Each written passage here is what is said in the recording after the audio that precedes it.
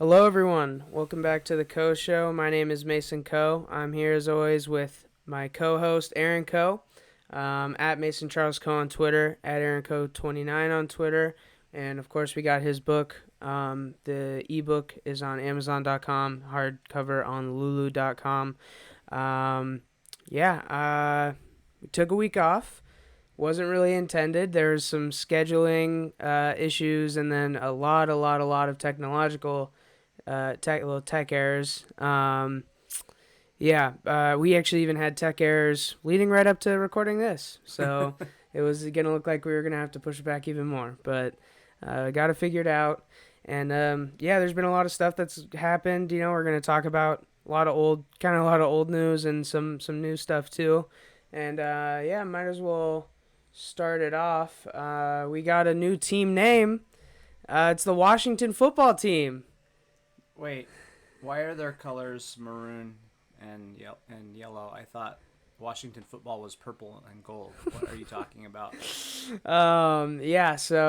Obviously this is not the team name that we care about. This is not the announcement that we care about, but switching from their former name, good move, obviously. Seems like they really thought very hard about this one.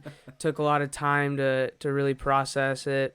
Even LeBron was clowning them on Twitter about it. Well, I think a lot of people knew when they decided to get rid of their racist name that you can't just pull a name out of the sky and make a switch that quick, as we've seen with another team that we're going to talk about who recently got a team name. Yeah. You have to really vet it, and there are copyright agreements and all sorts of things that you have to go through. So this Washington football team, and they should be the DC football team, by the way. Why don't they just do that? Yeah, so there's no confusion. It's cooler.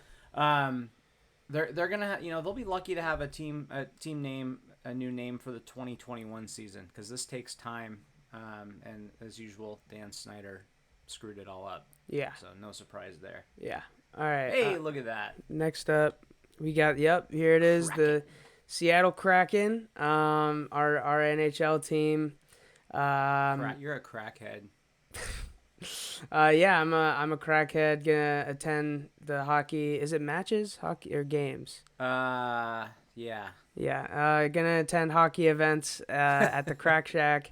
Crack House. But I really like what they did with this. They, paid homage to the old Seattle Metropolitans logo with the S, but added the flare with the tentacle and the little red eye. And some people were saying, it's just like the Titans colors, which it kind of is, but I think it's still, pretty creative, especially for this area. These colors have not been used. So, yeah. There are only so many color combinations in the world. Yeah, I know. You don't want original's not always good. You don't want to go crazy with colors, but yeah, I like it a lot. I know that they originally just kind of started out with that S, and then Jerry Bruckheimer, who's a big movie producer, one of the owners of the team, said, "What if we put a little red eye right there?" Yeah. And I think it sounds like everybody just went like, "Whoa, that's cool, man," or something like that. So it looks sharp. This secondary logo is sick. The anchor with the Space Needle in it, and then I really do like their uniforms. I'm excited to see their. I don't know. Is white home in hockey? I don't know. I don't. Oh, speak Jesus, hockey. God! I sound like an idiot right now. Well, yeah, I'm pretty sure these are their home unis actually. So, yeah, the Navy home unis, and I'm guessing probably white away or maybe light blue. I don't know, but there's a lot of different things they can do. With these colors, they can go to the light blue. Yeah, and they even have like 2 shades of light blue, which is interesting. So, Yeah, it looks sharp. I like it. Again, I just think everything this organization has done from the arena, which I think a lot of people don't understand how cool this arena is going to be. They think it's just another shitty remodel, but they're gutting this whole thing. They're leaving the roof. Okay, whatever. The historical monument Seattle from City Council. Keep your stupid roof. Fine. Built in 1970, the historical monument. Yeah. This is going to be a great arena. I really believe that from everything I've read and heard. They've just done everything the right way. Yeah. Including this look that they have. So Mm-hmm. I think this organization is going to do some great things. And the name too. What do you think about the name? Obviously, we've kind of discussed the singular name sounding a little softball-y, but yeah, the Kraken is like, it's like one creature. You know what I mean? It's like Bigfoot. It's like you can't really be the Bigfoots. Yeah, it's the like Krakens. Yeah, there's only one big Kraken. Feet. Yeah, the big feet. Yeah, there's only one Kraken. So I think it plays. I think it. Yeah, mixed. I had mixed feelings. I would say, I wasn't too sure. I liked all the crackhead crack house stuff. Yeah, but and it is a kind of a weird sounding name, but I do like that it's pretty original. I like the whole kind of mythical sea monster aspect of it. Yeah. Some have an issue with it being, where is it? It's Norwegian. It's Norwegian. Norwegian. Yeah. Yeah. Norwegian. Some people have an issue. They're like, well, there's a Kraken living in the Puget Sound. Yeah, there's not. It's not actually like a Pacific Northwest mythology thing. So. But we do have a lot of heritage from Scandinavia in this area, so I think that's kind of cool. Go through Ballard, it's little Norway basically. Norway town, yeah. So yeah, I think I'm fine with it. I was surprised how excited I was when they announced it. Let me put it that way. It makes everything real, Yeah. It feels like we really have a team now. So yeah, I mean, being able to have a name and a logo and at least one of the uniforms, it's like, damn, we have an NHL team. It's sort of like when you're having a baby and you see a group of cells and you're like, wow, I don't know what the hell that is. It doesn't look like a person really. Yeah. And then, but when you give the kid a name, it's like a real person or something like that. I don't know. Yeah, exactly. All right. This is pretty old by now, but very exciting. We got Jamal Adams. Yeah. What the hell? I mean, I did not expect this to happen. Yeah, no. 2 firsts, a third, and Bradley McDougall. So yeah, we paid quite a bit. But Russ is in his prime. Pete's gonna leave soon, and I want to win another Super Bowl before Russ retires. So, and I know this argument, it's not a very strong one, and a lot of people are kind of against using it. But we haven't used our first round picks well, and I think flipping those, especially in a year where we have no idea how scouting is going to be. It's the most unsure year in NFL history. So theoretically, this is the least. This year, first round picks are worth the least that they've ever been worth. So you think Pete and John were sitting in a room and Pete's like, well, John, we haven't really done too well with the first round picks. Maybe we should just get rid of them. I'm not saying that's why they did it. I'm saying as a fan, it's a reason to justify it. Yeah, Pete. Yeah, I don't know, man. Yeah, we haven't done too well. Let's just get rid of them. Just give them away for whatever we can get. Yeah, I don't know. I don't like that. I don't like that mentality very much. But that being said, you're right. We don't know. Yeah, we don't know what the draft is going to look like. Yeah. There's going to be more mystery than ever. And if you look at, if you folks out there are interested in the draft, just spend 5 minutes, go to Wikipedia, look up the last few drafts, just scan the first round names and tell me how many of them were busts. And it's 2/3. Yeah. So it's not just the Seahawks that have struggled there. Most teams struggle because most of them don't pan out. So the Seahawks really like to load up in those middle rounds. You don't have a ton of commitment. They're easy to cut if they don't work out. And then you have them on the cheap if they do work out. This team won Super Bowls with mid-round picks, with Russell Wilson, with Richard Sherman in the 5th round, and Chancellor in the 5th round. Now Earl Thomas was a first-round pick. Maybe their last really good first-round pick. Yeah.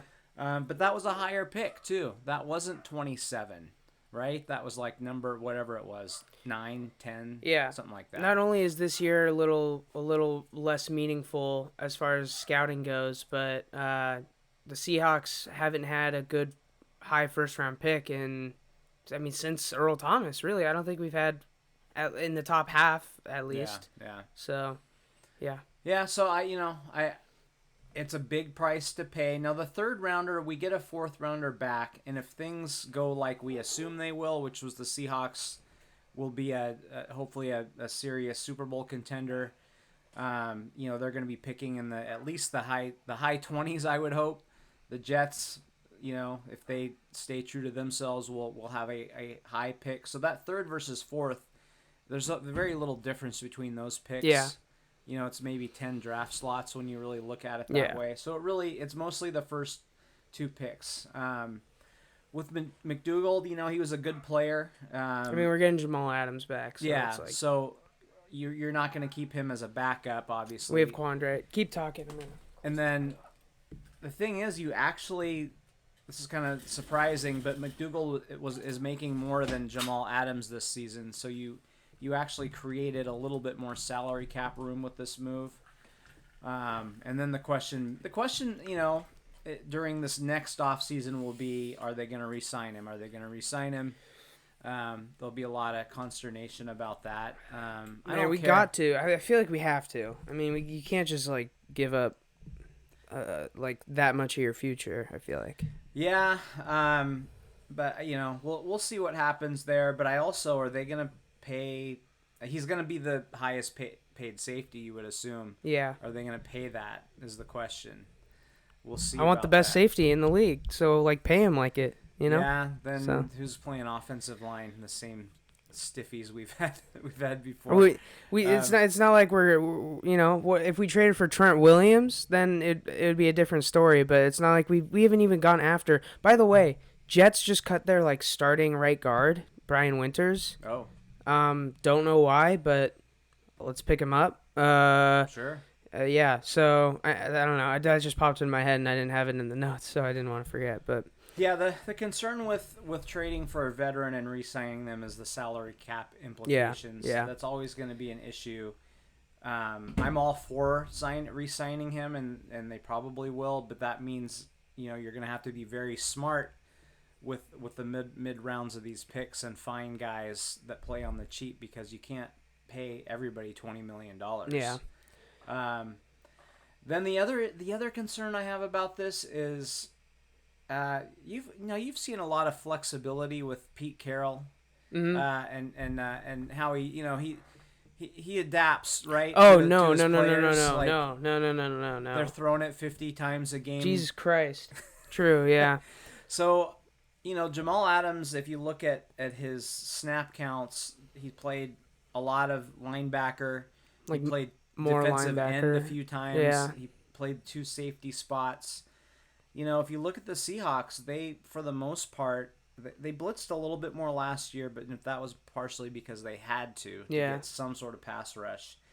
But if you put him back in his strong safety zone and say, play your spot, if you see a run, hold him to a 2-yard gain and hit him hard. He's not going to put up these sack numbers and TFLs, tackle for loss, that he has in the past. No. I hope they move him around a little bit. You got Marquise Blair there, so you could, if you could move Jamal Adams up to linebacker in certain situations, bring in Blair, who hopefully is going to pan out.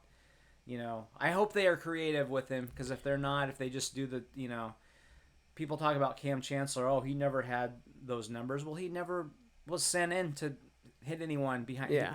All of his hits were after a 3-yard gain. Yeah. Because that's what the Seahawks want to do. They want to force you into third down and win third down. Well, they're not a tackle for loss team. They never have been under Pete Carroll. Yeah. What's really exciting for me about Jamal Adams too is that's the direct answer for George Kittle. Yeah. Who can guard George? Name another defensive player that can actually match up well with George Kittle. It's Jamal Adams, and then maybe the Isaiah Simmons, the rookie. That's going other than that, there aren't guys that are built to match up against George Kittle. So. Yeah, and then you got the 49ers and the Rams running all their crossings type stuff. You got to have a quality tackler in there. Yeah. He's also he's a baller. He's a football player. He loves football. Yeah, and he's said he wants to retire in Seattle. Yeah. And like, man, we'll see. He cried tears of joy when he got the news and stuff. It's like I'm in. I'm all in on Jamal Adams. He was playing for Adam Gase. Like, can you pull up a picture of Adam Gase? Like, I mean, I think anybody who escapes from New York, the New York Jets, is pretty happy. Look at that guy. He looks like that's what he actually looks like. This is just This it is looks just his like look. some SNL character, crossing his eyes. This is genuinely the first picture in Google. I can't play. So. I can't go to war with no. that guy. And he's also just a dick. Like, a reporter asked him, like, pretty much just asked him about why he was losing games, and he was like, "I don't care. I'm rich." So that's right. always a great thing to have at head coach. Jets, like, you can do better, Jets. You're in New York City. Like, I don't know how you failed since Broadway Joe left. Yeah, seriously. I know, yeah. It's been... I mean, they had some success there with Rex Ryan, which, by the way, Rex Ryan, maybe he deserves a job somewhere. I don't know. Yeah. A coordinator job, maybe. Yeah, if you can make it there, you can make it anywhere. Yeah, seriously. And he took that team to... took that team to the AFC Championship, like, twice. Yeah. So, yeah. All right. Next up, The Rock owns the XFL, baby. Wow. Wow. Hell yeah. So they're obviously coming back. They made it sound like they were done forever. Yeah. So the former WWE superstar turned actor is partnering with Redbird Capital to purchase the XFL for $15 million. That's not very much. For an entire sports league, $15 million.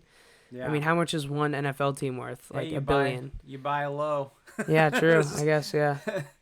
Yeah. No, it's I don't really care a ton about the XFL. I just want to see it around. Yeah, I think it's good. It's good for competition and stuff. It'll be interesting to see how it impacts college football, which we'll get into kind of what's going on there in a little bit here. But, does this lead to more guys opting out earlier of college football? Yeah. Possibly. Yeah. We'll see what happens there. But, yeah, sure, why not? All right, yeah. So the NBA is back and the MLB. Those both kind of happened since we last recorded. So, yeah. NBA obviously is, like, super exciting to just watch sports again. So... Yeah. That's been really nice. The NBA being back is the Sonics. Wait, are the Sonics back? No. Then who cares? Why are we talking about this? No, but it's been especially electric because it's right before the playoffs and stuff. So, yeah, and then you got Lakers Clippers the first night. I mean, can't get much better than that. It's a good game too. Yeah, it was a really good game. The Lake Show took it home. And I'm just gonna even put it out there. I'm rooting for LeBron in the playoffs. So I mean that in turn means I'm rooting for the Lakers this year. You just want to have more of an argument that he's the GOAT. That's the only reason you care about this. LeBron James is my favorite basketball player. I want him to win a ring. So you can win an argument. That's all. No. You're putting words in my mouth. No. Yeah, but it's been really cool. The Pelicans are shitting and pissing down their leg. They wouldn't put Zion in with a few minutes left because he was on a minutes restriction to only 15 minutes, by the way. Yeah. Ridiculous. And then they got absolutely throttled by the Clippers the 2 nights later. So yeah, so we're going through these somewhat meaningless games just to try to get Zion in the playoffs, and now they're not playing along with the NBA's plan there. No. I don't get it. So I watched the end of that game, that first Pelicans, yeah. And then I watched most of the Lakers-Clippers game, and I noticed that in the Lakers-Clippers game, LeBron's minutes were limited. Yeah. Initially. Mm-hmm. But then it was a close game, and the Lakers and probably LeBron, maybe more than even his coach, wanted to win the game. Mm-hmm. So he played, like, I don't know the exact, but he he must have played at least the last 10 minutes straight of that game. Yeah. Maybe got a little breather somewhere, I don't know. But he basically played the entire fourth quarter. With Zion, they had a freaking tied game. It was with 2 minutes left. Yeah. And you know, at least bring him back in as a threat. You know, I just 2 don't minutes, get it, man. Like, you needed to win that game. I guess, like, you can't have him play 17 minutes. Yeah, I know. And they had him play 18 minutes 2 nights later. I don't understand that. And I don't understand the way they did it. If you look big picture, it's like this season, I mean, they're not winning the finals. So it's like.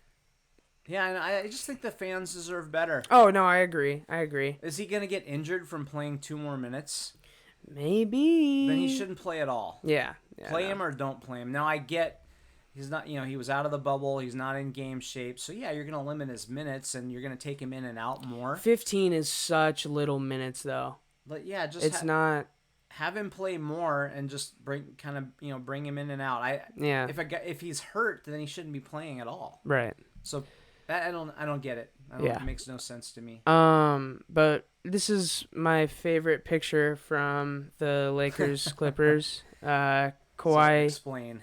So LeBron absolutely clamped up Kawhi's ass and Paul George's ass with the final seconds ticking down to prevent the Clippers. Oh, and also the play before that, he missed a shot and then out-rebounded 5 Clippers to with no help. It's funny. Got his own rebound and then put it back and then went down the other way and then completely locked down Kawhi and then also completely locked down Paul George. And then he missed the same game. And then yes, that's what happened. Here's what I saw. Look at him. He's shitting his pants and LeBron's just like, "Yeah, motherfucker." Here's what I saw. So I saw LeBron miss the shot and the ball basically went back to him. Like he was there. Out-rebounded 5 Clippers with no help. Is what I saw. It just came back to him. He just went straight through the Clippers and out-rebounded them. Yeah, there was lazy Clipper play and luck. Okay? Out-rebounded 5 Clippers. On this play, I'll give you, he played really good defense. He should. He's supposed to, he's one of the best players in the history of basketball. Okay, so now when LeBron, anytime LeBron does something good, he should do something good. Well, yeah, anybody who's the best player should be doing good. Now, what I saw was him playing good defense, and for some reason that I don't understand, the last year's Finals MVP, Kawhi Leonard, shit his pants when he got the ball. I don't get it. Like, he's not, all over him. He's, fucking social distancing there. I think Kawhi panicked and he didn't realize how much time was on the clock. And then he throws it to George, and George has, what the fuck am I supposed to do with this? And LeBron was there, too. Yeah. It was really good defense by him, but I see it as bad. There's a mix of bad Clippers play in there, too. Oh, no, yeah, I mean, for sure. But LeBron clamped. He played solid defense. That's not clamp. He's look at him. Did you see? Okay, hold on. Fat ass between those two guys. Let me pull up the video then. You could fit. Look, I could walk right through. Let me pull up the video then. If this is just a picture from it, he already bodied him up. So I don't know. But no, it was good defense. Like I said, it was good defense. I just see it as more of at least as much of a Clipper failure as anything else. Okay, no, keep talking. I'm finding this. Okay, here. It's a 3.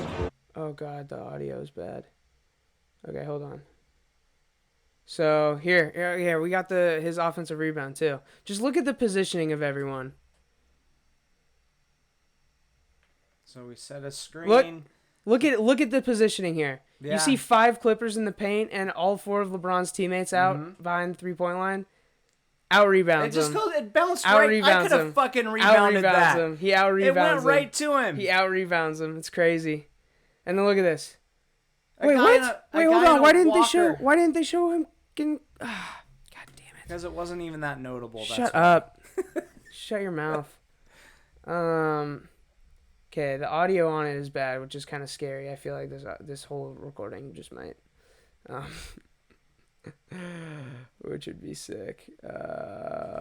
Okay, so let's start talking about the other thing, and then, okay, baseball. So I'm kind of scared with the NFL starting, personally, because it seems like they have the same approach as baseball.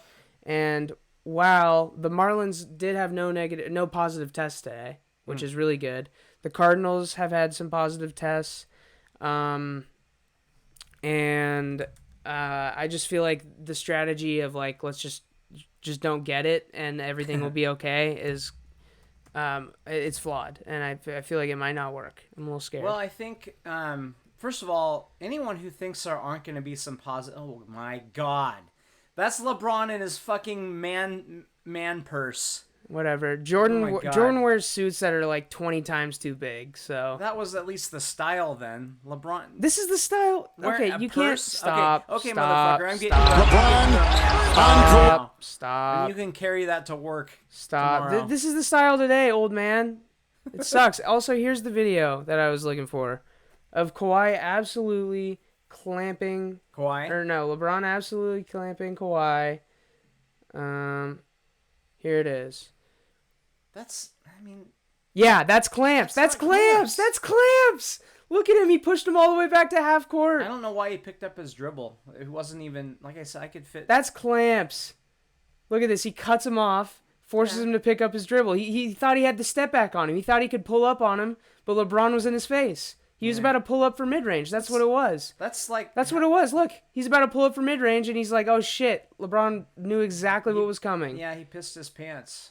I don't know why. Look, and then do you see how it was good fundamental defense. See how LeBron just walks away after the shot because he knows Paul George ain't shit when it comes to clutch moments? Look at this. He's like, oh, yeah, right. Yeah. And then Paul George starts bitching, of course, because he missed. That was crazy. Yeah, okay. Right. LeBron the GOAT. But yeah, what were we talking about? Oh yeah, so Marlins, all their, so okay, this is the bad news. Saturday's game was canceled between the Cardinals and Brewers. I haven't found really any new news about the Cardinals, but on the more positive side, yeah, Marlins tests were all negative today, and that was 7:30 this morning. So yeah, the way things are is there are going to be positive tests. There are going to be games canceled. Yeah, but I think some people see one incident and they're like, shut it down. We got to shut it all down. Oh my God. But that, you're going to have some games get canceled, but it doesn't mean the door is opening to everybody, like the whole league. Like, so I don't know. I think if anything, these situations, if you're a football player and you see the Marlins being complete fools, I think maybe you say to yourself, okay, I got to make sure that I'm not as stupid as they were. Yeah. And if we have to cancel a game, we have to cancel a game. There might be NFL. You might look at the NFL standings at the end of the season, and one team is 12-4, and another team is 11-4. Yeah. And it's gonna be a winning percentage sort of deal. It's that's just the way it's gonna be. But I don't think a few positive tests or a few canceled games means we need to just shut everything down either. I think that's an overreaction. I agree. If that's the case, we should just shut everything down. Yeah. And make sure nobody leaves their house. Which some might argue we should do that anyway. But I play the games, deal with it the best you can. I agree. That's all they can do. All right. Mookie Betts caught a bag. 12-year. Well, in total, if you're counting this year on his deal too, it's 13 years, $392 million. More than I make. How old is Mookie Betts? Hold on, let me. But yeah, this is a lot of money, and I know this with no salary cap, you kind of just got to do this if you want to keep a star player. But this is gonna look like dog shit in about 7 years? How old is he? He's 27. Yeah. Do you think? Jesus Christ, he's gonna be 34, and his deal is only halfway up. Yeah. This deal's gonna look really bad. Unless you have a ring, then it looks freaking great. That's a good point. This is the Los Angeles Dodgers. They should be going for it. Yeah. They have all the money. You should be spending it. There's no salary cap. You don't have to worry about any of that. Mm-hmm. The only salary cap you have is the one you create for yourself. So spend the money. Why not?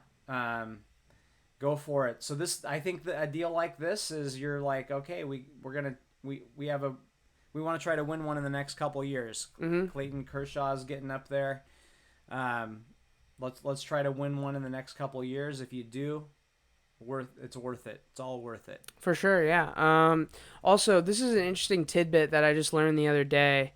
Did you know that, so Robinson Cano, his agent that negotiated his deal, is the man that traded for him. He's the current GM of the Mets.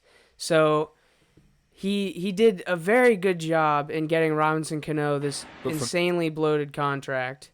And then he traded for him right when he was starting to go down the drain as far as a good player. And also, by the way, this is what you're getting with Mookie Betts, to be fair. Wait, lag. Okay. Bang. This throw is nuts.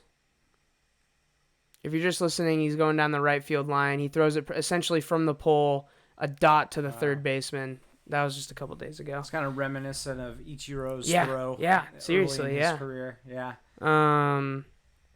So yeah, he's I mean, an outstanding player. These owners can't help themselves, No. Every time a contract, like when I'm blanking on his name. Big contract last year, played for the Nationals, now plays for the Phillies.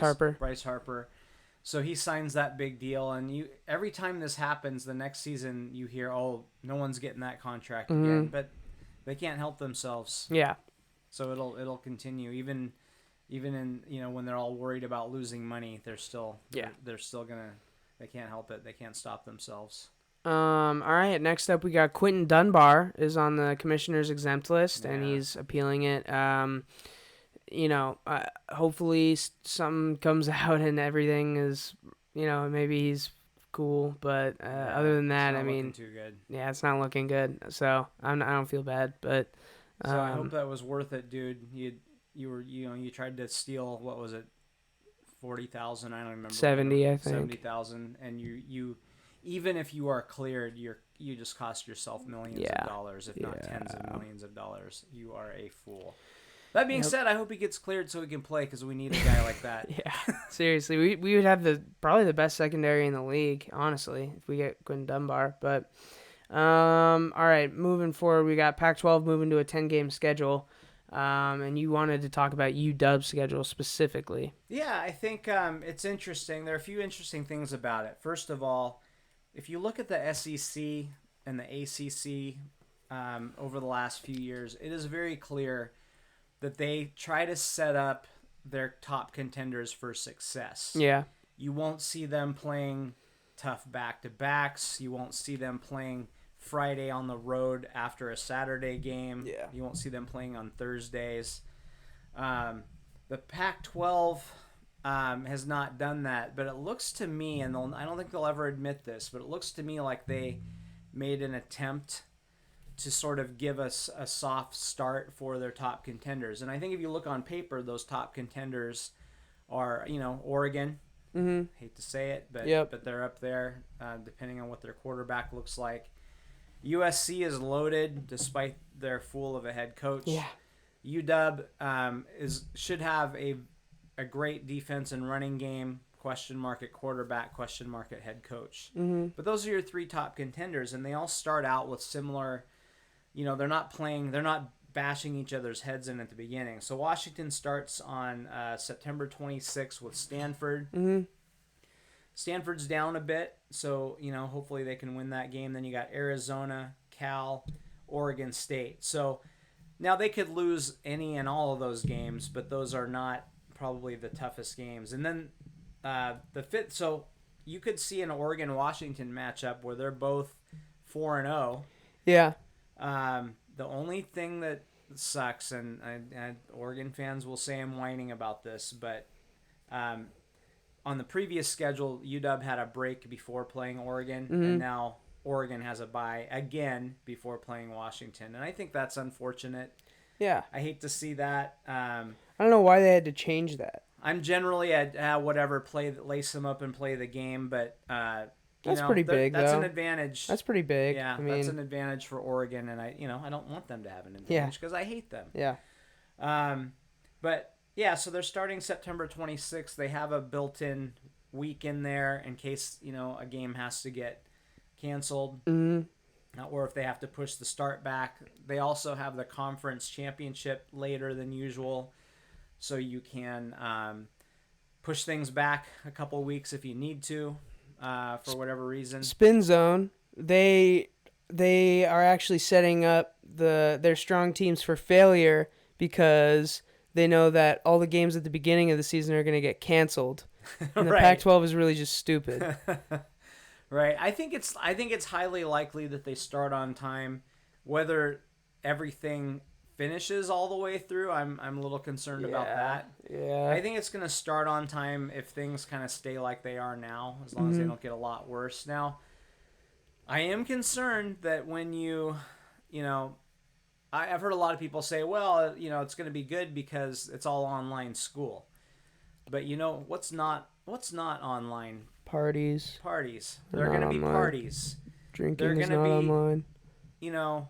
Imagine. So the mentality of a 19 through 22-year-old kid, and then they're at college. Now imagine if you are a peak physical specimen. Yeah. You're not as worried some of these about. guys are gonna try to take a walk through the sorority if they can. Yeah. I'll leave it at that. I'm concerned about the ability to monitor, basically 100 guys who are idiots. Yeah. Right? I'm sorry, but young College, people are idiots. yeah, I mean, college people are idiots. college, as a college student, I can confirm we're idiots. So, Yeah, so I that's a little bit of a worry, but hopefully with all the testing they can manage it. We'll just have to see how it goes. But, yeah. I don't know. I'm excited about the start of it. I think it sets up well again for the contenders to hang in there. So we'll just have to see what happens. For sure. Next up, we got Nickrolovich in some hot water before his first game at Wazoo even happens. Some might say he's cooking it right now. Yeah. So this is like a very developing story.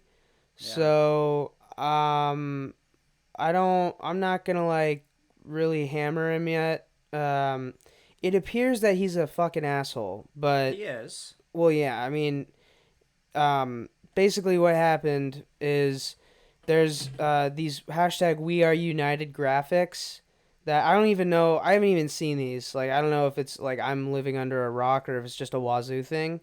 No, it's a. Is it a big thing? Yeah, it's a big thing, and they have a lot of demands about. Is it a college football thing? Or at least Pac-12. Oh, okay, I have seen some of that actually. I saw Elijah Molden's thing. So it's like you all need to take pay cuts. Yeah, and okay. Pay us, and we want. There's a lot of demands, and some of them are reasonable, and some of them, like, they're not going to happen for this season for sure. I saw Elijah Molden's statement. I don't know if you saw that. I liked it. It was good. It was basically like, I don't agree with everything that they're saying on this, but some of it really needs to happen, and in order for us to get what we want, we have to ask for a lot more, basically. Yeah. Which is true. Like, that's how bargaining works. How it works, unfortunately. Yeah. So, yeah, I actually do know what this is referring to. I was just mistaken. Yeah. They shared this We Are United graphic, and Rolovich just is cutting players that are sharing it. I don't understand why he's doing this. No, I don't get it. I don't understand how he thinks this is beneficial to the program or to his reputation or to anything. But he looks like a total dick before he even stepped foot on campus. And it seems like this is going to make recruiting more difficult in a place where it's already not easy. It's going to make his job already more difficult, other than recruiting, because like his players aren't going to like him. So with that, there's a phone call with a player. Which, by the way, this is what it's referring to. John Woods, the father of Cassidy Woods. I would encourage folks to read the whole transcript. I haven't yet, by the way. I have not yet. It's bad. Yeah.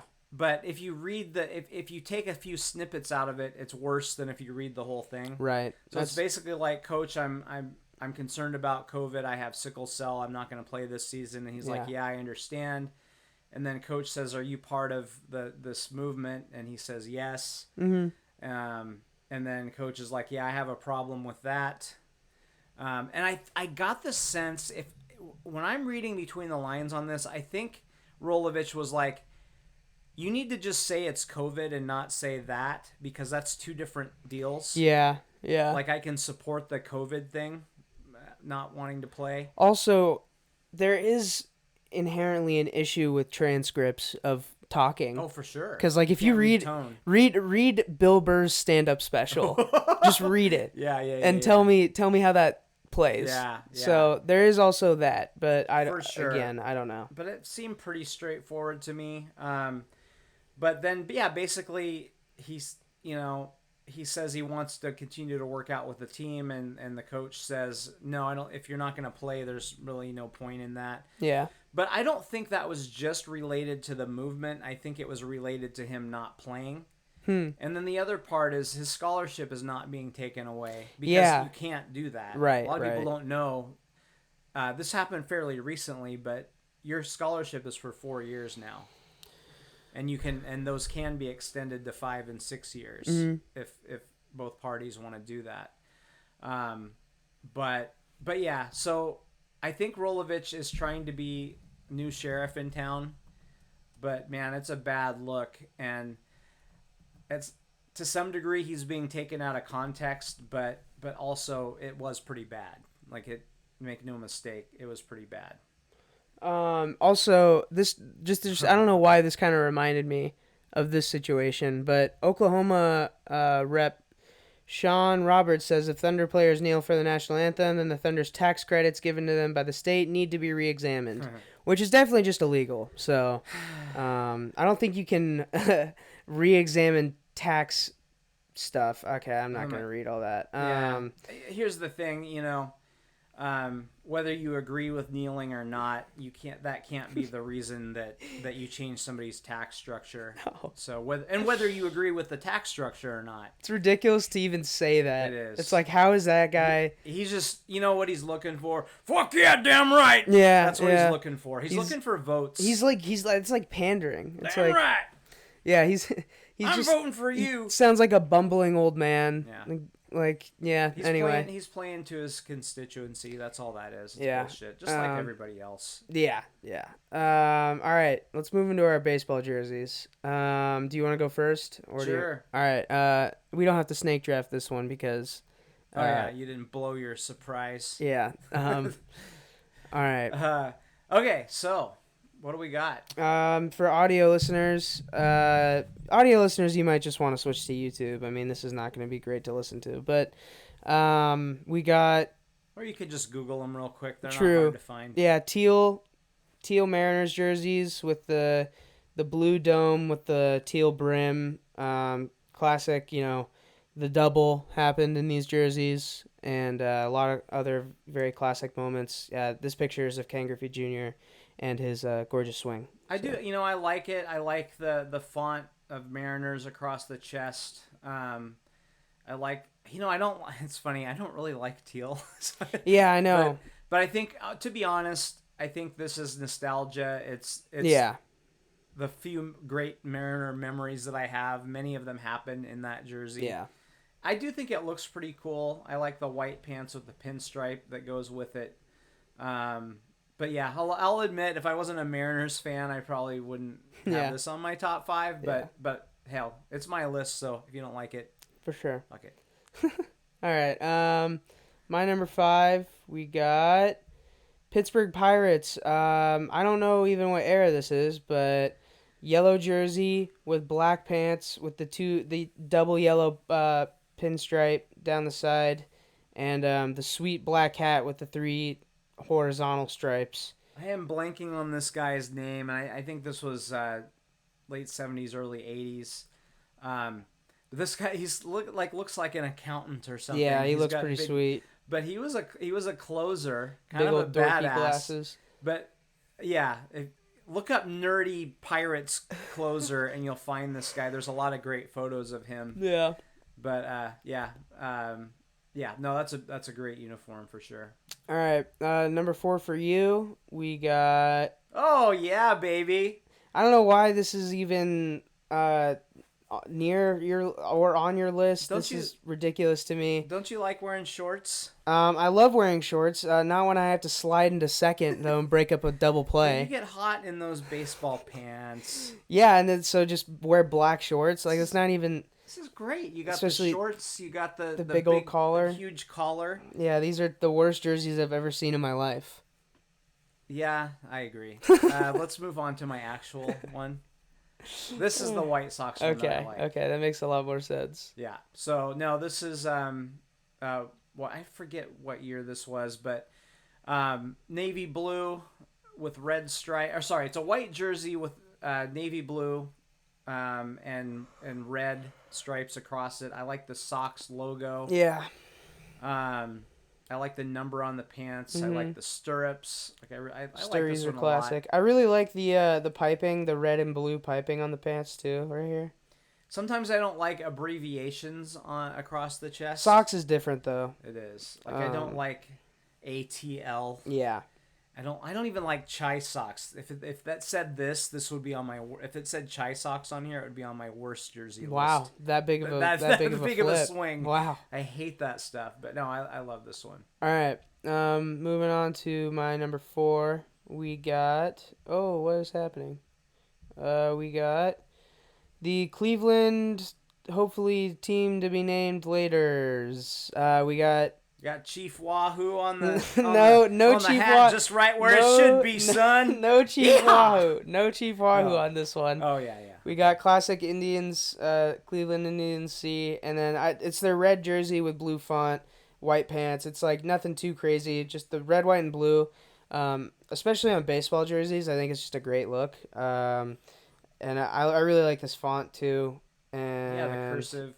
Yeah, the cursive with like the classic baseball, like the line under thing. Yeah. Yeah, I think it's just really clean, and I just like, I don't know, the red. It's very bright, and I like it. Yeah. So moving on to, your 3rd spot. Bang! Another red, white, and blue. There's Pete Rose. If you didn't know, he played on the Expos at one point. Yeah. I had forgotten that. So it's kind of Kraken-ish, these colors. Yeah, true. Kind of if you reverse the light blue and the dark blue. Mm-hmm. But I love the Expos, that M, that script M logo. I think it looks really cool. For sure. I like the stripes where they are. But yeah, Pete Rose, I think he was about probably 41 or so, something like that. The Phillies released him. Or didn't re-sign him and said, we think you're declining. Yeah. So he goes to Montreal, and where they were a pretty good team, and they thought, we're going to bring in this badass motherfucker, and he's going to help change the culture. Mm-hmm. But it for whatever reason, he didn't play too bad, but it didn't work. They struggled that year. He gets dealt to Cincinnati and hits like 3-something in Cincinnati the rest of that season. So he only played a half season for them, but I'd kind of forgotten about that. It was kind of fun to see him in that classic uni. For sure. All right, my number 3 spot.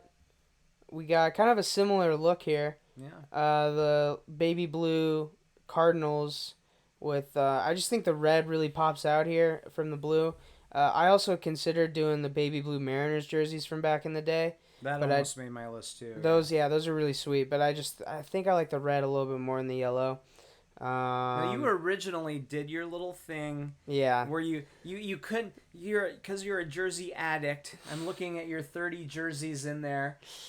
This is rubbed off on me. I just bought this B-Wags jersey. Violated my rule of guys over 30 who are fat shouldn't wear jerseys unless they're at the game. By the way, am I gonna jinx B-Wags by buying this jersey? Is he gonna blow probably, his ACL? man? I hope not, but you probably will. Oh my god! To be honest. Either way, he's gonna go to the Hall of Fame, so I can continue to wear this after his career tragically ends in the first game of the season. But anyway, yeah, that's a great looking jersey. I like the birds for some reason. I like the Yeah, Oriole the birds bird. on the bat. Yeah. I like the Cardinals perched on the bat. Mm-hmm. I don't know why, but it just looks cool. Yeah.